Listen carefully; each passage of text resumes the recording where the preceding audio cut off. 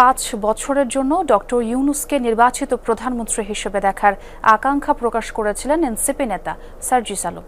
কিন্তু তার এই ইচ্ছাকে আমলে নিচ্ছে না রাজনৈতিক দলগুলো।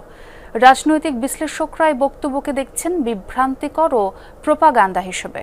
তাদের মতে প্রধান উপদেষ্টাকে পদত্যাগ করে রাজনীতিতে যুক্ত হতে হবে। রাজনৈতিক দলগুলোর দৃষ্টিতে এনসিপি নেতার এ বক্তব্য অন্তর্বর্তী সরকারের দায়িত্ব নেওয়া ডক্টর ইউনূসকেই বিতর্কিত করবে। সাইফুদ্দিন রবিনের রিপোর্টে বিস্তারিত।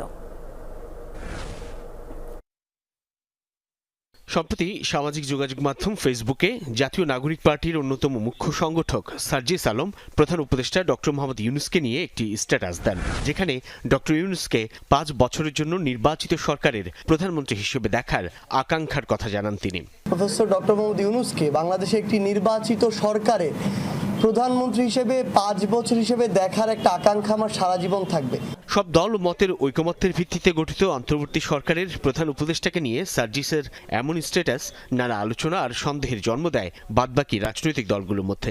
আমাদের অন্তর্বর্তী সরকারের প্রধান প্রফেসর ইউনূস, তাকে যতটুকু চিনি, তার এরকম কোনো চিন্তা, এরকম কোনো ভাবনা আছে বলে আমার কাছে এখনো পর্যন্ত মনে হয়নি। এ ধরনের নানা মন্তব্য অনেকেই করতে পারেন। সব মন্তব্যকে আমার মনে হয় যে আমলে নেবার কোনো প্রয়োজন নেই। অভ্যুত্থানের অর্জনও অনেক সময় কিন্তু এটা কিন্তু বিসর্জনে পর্যবেসিত হওয়ার আশঙ্কা থাকে। তো সেজন্য উচিত হবে যে অতিকথনটা পরিহার করা। এই রাজনৈতিক বিশ্লেষক মনে করেন ডক্টর ইউনূসকে প্রধানমন্ত্রী পদে দেখার এই আকাঙ্ক্ষা প্রকাশ জনগণকে এক ধরনের বিভ্রান্ত করার চেষ্টা। আমরা এখনো শুনিনি ইউনূসের কাছ থেকে যে তিনি এই বিষয়ে কোনো বক্তব্য দিয়েছেন কিনা, যে 5 বছরের বিষয়ে। না দিলে আমরা মনে করছি যে তারও একটা অ্যাম্বিশন আছে তাহলে 5 বছরের ব্যাপারে, কারণ এরা তো তারই লোক। আপাতত মনে হচ্ছে তারা গভর্নমেন্টের একটা প্রপাগান্ডা মেশিন হিসেবে তারা তাদের রোল প্লে করছে। প্রপাগান্ডার উদ্দেশ্য তো তাই, বিভ্রান্ত মানে কি, পাবলিক ওপিনিয়নটাকে তার দিকে নিয়ে আসা। রাজনীতি সংশ্লিষ্টরা বলছেন সার্জিসের ইচ্ছার বাস্তবায়নের জন্য অন্তর্বর্তী সরকারের প্রধানকে দায়িত্ব ছেড়ে রাজনীতিতে সক্রিয় হতে হবে।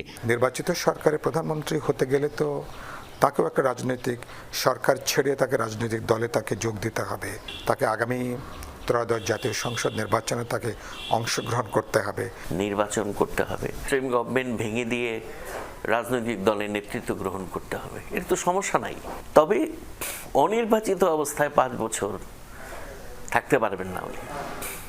এইটা হলে ক্রাইসিস আবার রিকার করবে, আবার ঘুরে ফিরে আসবে। সার্জিসের ইচ্ছের ব্যাপারে এনসিপিও এখনো কোনো আনুষ্ঠানিক বক্তব্য দেয়নি।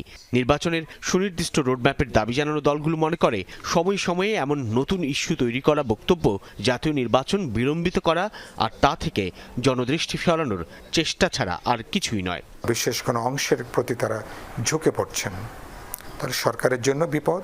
সাইফুদ্দিন রবিন, যমুনা নিউজ, ঢাকা।